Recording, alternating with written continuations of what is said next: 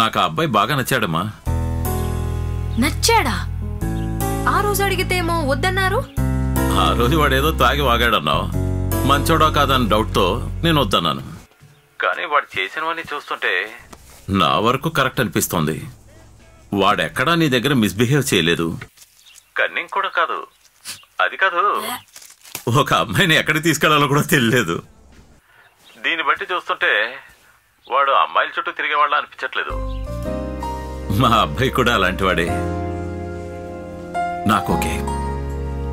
కానీ మళ్ళీ చెప్తున్నాను, ఇది నీ జీవితం, నువ్వే నిర్ణయం తీసుకోవాలి అనేగా మీరు అంటోంది.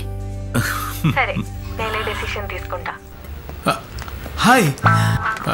లేదు, నీ డెసిషన్ ఎస్ అయినా నో అయినా నేను హ్యాపీగానే తీసుకుంటాను. కాకపోతే ఏంటి, ఎస్ అయితే ఫ్రెండ్స్కి మంచి ట్రీట్ ఇవ్వాలి, అదే నో అయితే మళ్ళీ కూర్చొని ఆలోచించాలి ఎలా నిన్ను లవ్ చేసేలా చేయాలని. లవ్ చేసే విషయం ఓకే, ఓ కానీ దానికి ఒక కండిషన్ ఉంది. కండిషనా? ఏం కండిషన్? నువ్వు ఒకని కొట్టాలి. ఏంటి కొట్టాలా? ఎందుకు? ఎందుకా? చిచిచి, ఓపో, నువ్వు నాకు సెట్ అవ్వవు.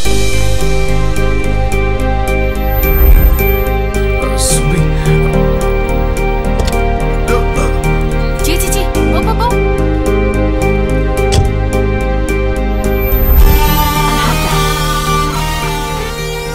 ఏంటి, సపోర్ట్కి తోడు తెచ్చుకున్నావా? Thank you. ఒక అమ్మాయి ఒకడి కొట్టమని చెప్తే ఏ అంటున్నాడు.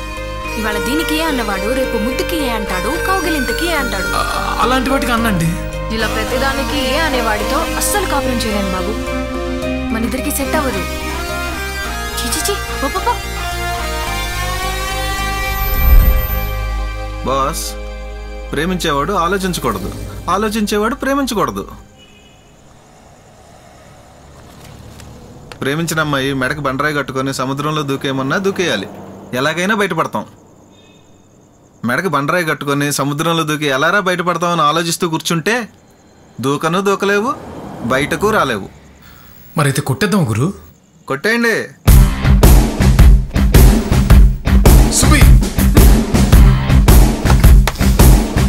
కొట్టేద్దాం. లేదు, కొట్టేస్తానంటున్నాను. లేదు, ఇందాక అన్నావు కదా, అదే విధంగాను. అర్థం కాలా?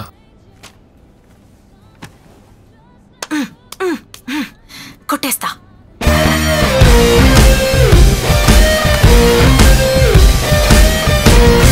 కొట్టేస్తాను.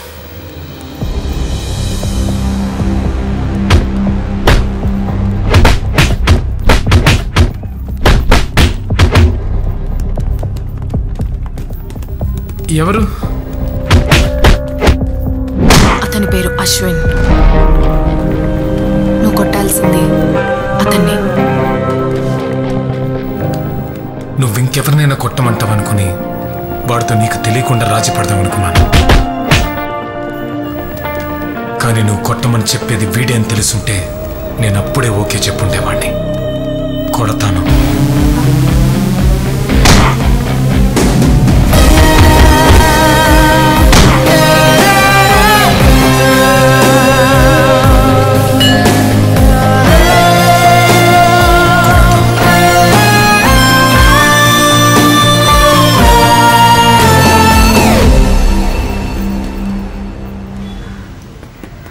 వాడిని కొట్టాలని ఫిక్స్ అయిన రోజే నేను బాక్సింగ్ క్లాస్లో జాయిన్ అయ్యాను. నాకు అక్కడ జరిగేవన్నీ చాలా కొత్తగా అనిపించాయి. 3 నెలల తర్వాత అదే అలవాటైపోయింది. ఏ మార్పు లేదు, ప్రతిరోజు ఒకటే టైప్ ఆఫ్ ప్రాక్టీస్. అది నాకు బోర్ కొట్టింది.